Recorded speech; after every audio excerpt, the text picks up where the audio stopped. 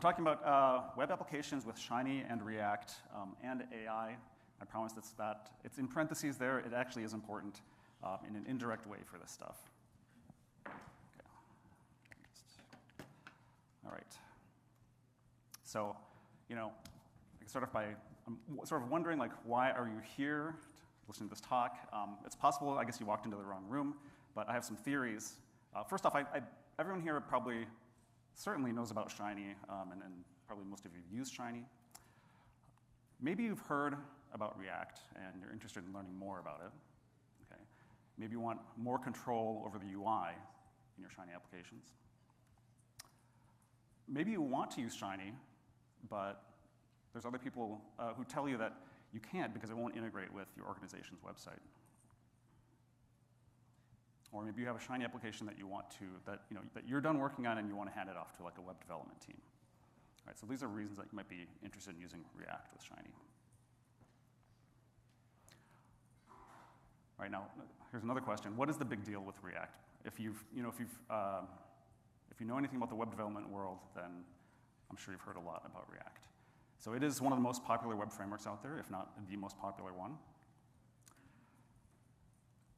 It uses reactivity to make it easier to reason about the state of your application. But when you're talking about React, that's the state within the web browser, within the front end.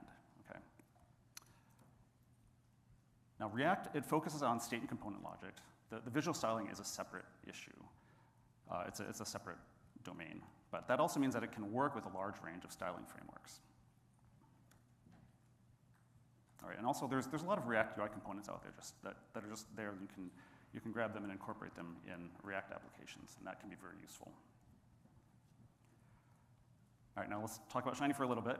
So everybody knows this. Shiny is a web framework for R and Python, and you don't need to write HTML or CSS or JavaScript in order to create Shiny applications, and that is a great advantage of Shiny. If you just know R or Python, you can create Shiny apps.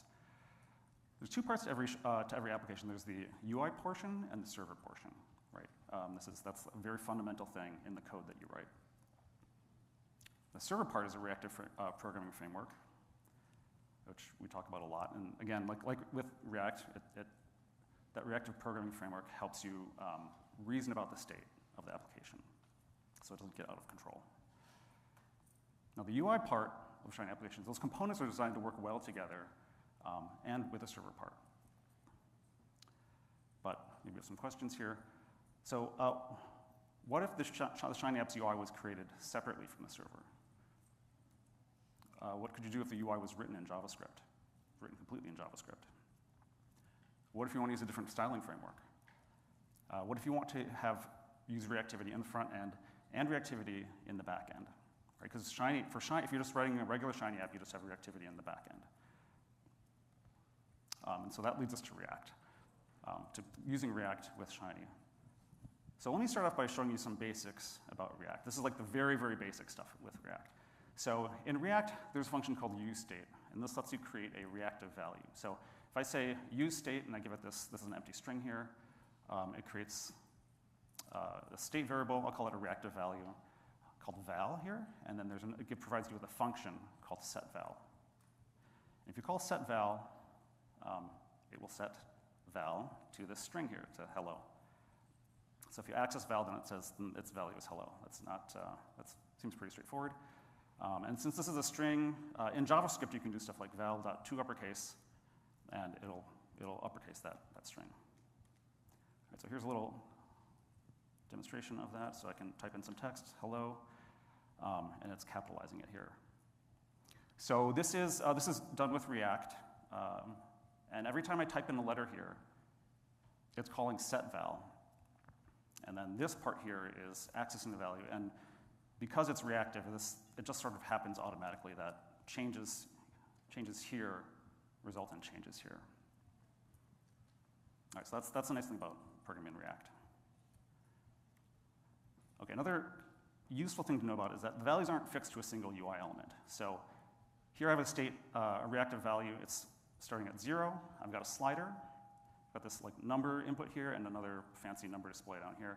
And if I move this, all those move together. I can also change the value from the numbers here and this number input. And then here's another fun thing, is that if I move this up, it's also connected to the color of this box that it's in. All right, and so this is a diagram that sort of illustrates how this works. There's all of these UI elements are connected through this reactive value right here. So right now it's 100. If I move this slider, it changes to something else, and all these things, they move together. They all reflect what's happening here, and some of them can alter it. All right, so in React, use state, write state, and it reads state entirely on the client.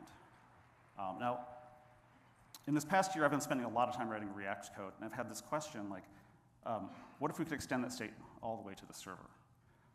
So I found it frustrating that a lot of the times if I was doing stuff in React, like I'd have to like manually send a message to the server, and I found that to be awkward, and I wanted a better way to do it. So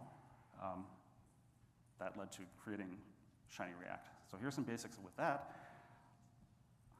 With Shiny React, there's a function called use Shiny input. Now this works just like use state, except you pass in this extra thing here. This is a string. This is an input ID. So in this case, it's called text in. And if I call set val hello, it'll do a couple things. If I access val, that'll be hello, and also it will set an input value, which you can read on the server side. So in R, that's input$textin. This is just like any other input value. And in Python, it's input.textin, and you call it as a function. All right, so that's all you have to do.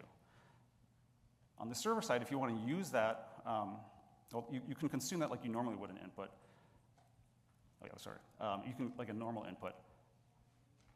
But if you want to send stuff back, you can just set an output value here. So we'll call it output$textout. And then I'm just uppercasing that input string. And then I'm using a function called render.json. I'll explain that in just a moment.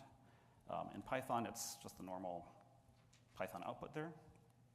Render.json lets you send more complicated data. So right now it's just sending strings, but you can send like lists or dictionaries, well, in Python, named lists in R, and they'll be serialized to JSON, and you can just consume it on the client side. And to read it on the client side, you call use Shiny output, and you pass it this output ID. And then that gets assigned to this variable out there. All right, so use Shiny output reads Shiny output values. And that is really the heart of Shiny React. That is most of it right there. So here's a Shiny React app. So if I say hello, it's capitalizing it like it did before, but this time it's taking a round trip all the way to the server that's running Shiny, and then the server's capitalizing it and sending it back to the client. And that's all happening reactively.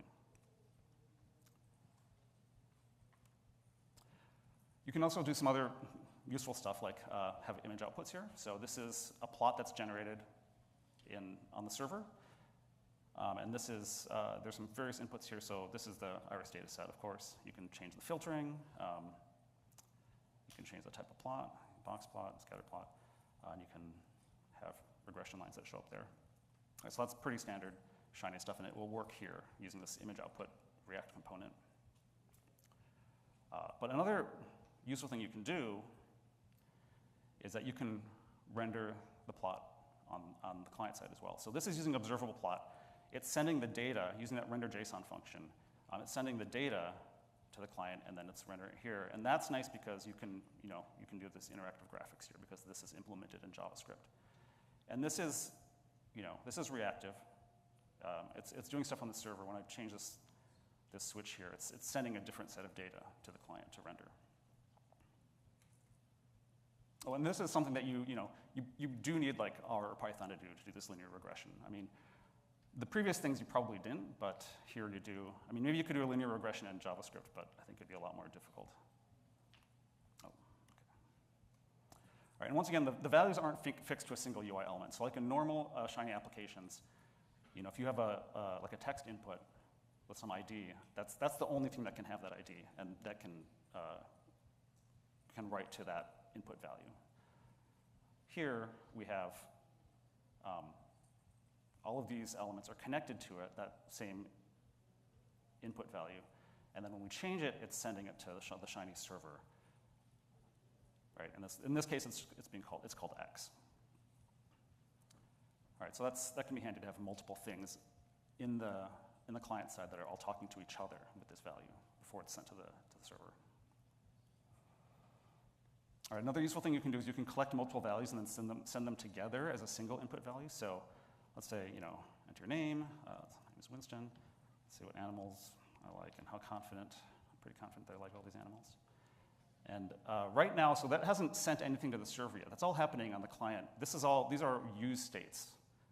That's all React. When I click submit here, then it's setting the Shiny input value, and it's sending it all as one thing, as this JSON here. So in R, that will come in as a named list, and in Python, that's a dictionary. And it all just shows up at once. So that can simplify some of the server-side code by moving that logic into the client. All right, so what do you need to build a Shiny React app? Well, of course, you need Shiny for R for Python. You need to have Node.js installed in your computer. So that might be an unfamiliar thing for some of us here. Right now, you need to be familiar with the web development ecosystem or be willing to learn about it. And you also need some knowledge of React, or again, a willingness to learn about it. All right, now here's another question you might be wondering is like, why now? Why are you talking about Shiny React now?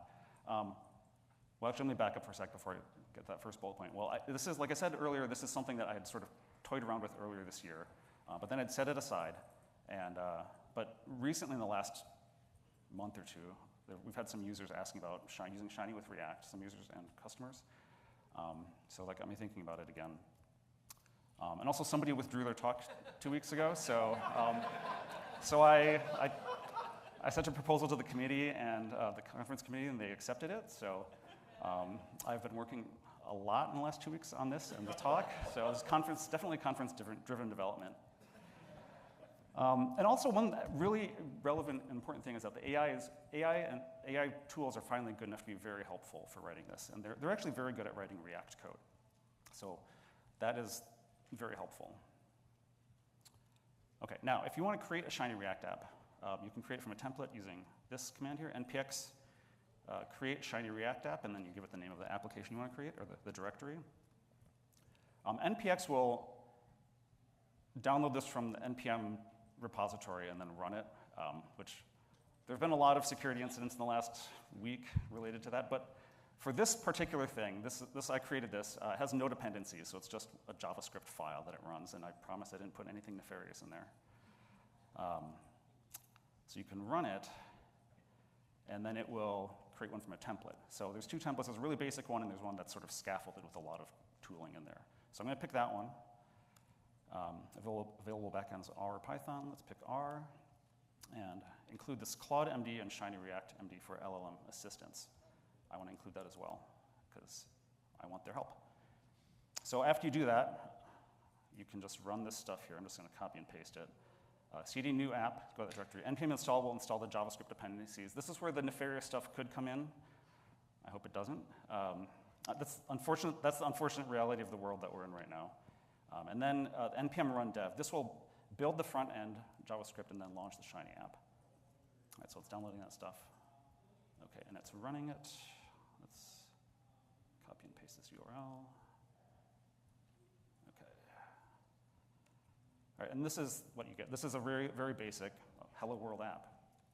And then you can go in here, you can open up your editor and work on this and modify it.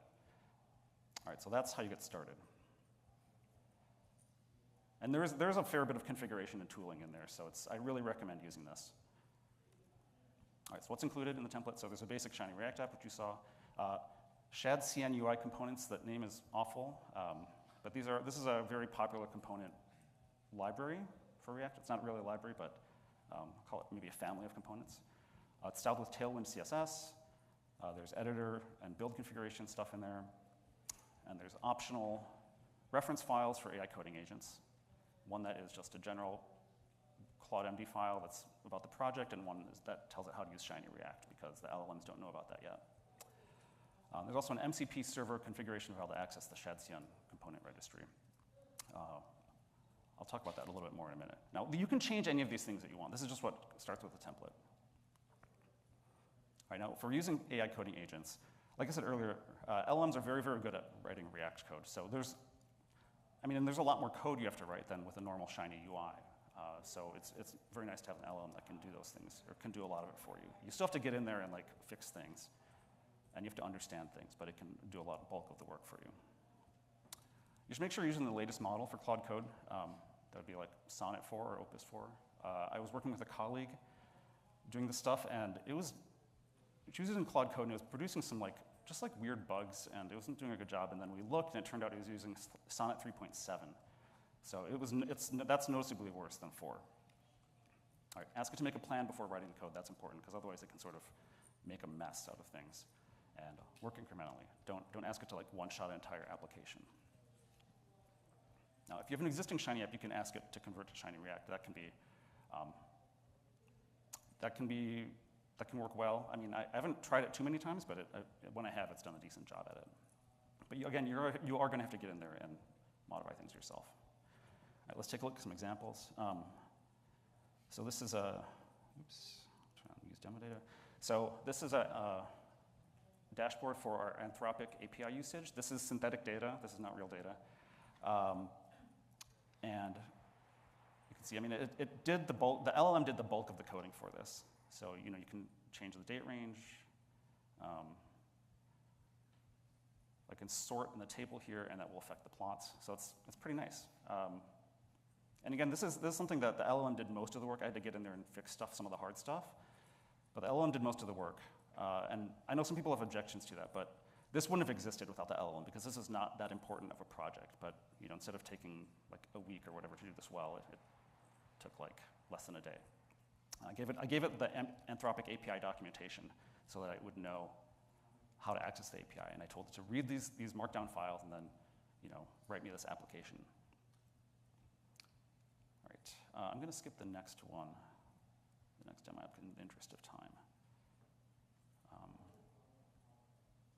Oh yeah, there's a little theming here. I'll come back to this. So the shadcn UI, this is it's like sort of a component library kind of. And the reason that it uses it in the template is because these LLMs are trained to use it. So if you've ever used the Anthropic artifacts feature, where it writes a web app for you in the chat thing, it uses these shadcn UI components, and it's very good at doing that. So that's why I decided to lean into it for that template. And then with this theming thing, this uses those components as well. The LLM wrote this thing for me too.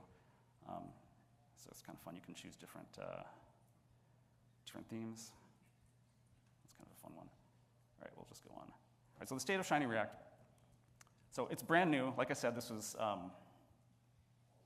would not have existed in this state if it had not been for somebody dropping out of this talk slot. So it's very, very new. It's experimental, and the API might change. But there's also not much to it. There's a lot of complexity in front end stuff, but that's all somebody else's problem. Shiny React is mostly just about communicating from the front end to the back end. There's things that still need to happen, like better automatic reconnection and state restoration. I have an idea of how we can do those things, and also some better error notifications. There's a lot of little things like that still need to happen for this. All right, and here's some useful resources. Shiny React repositories. These slides here, and some other repositories. So, and these slides, you might have guessed, this is actually a Shiny React app, this whole thing.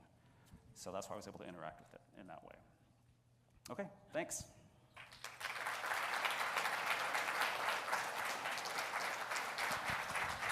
All right. So I think we have time for one question. Right. And the question is there a reason you prefer React to Vanilla.js or other JavaScript frameworks? Not really. I just started using it. It was very popular, and it seems the LLMs are good at writing React code, so those are my reasons. All right. Let's give Winston another round of applause.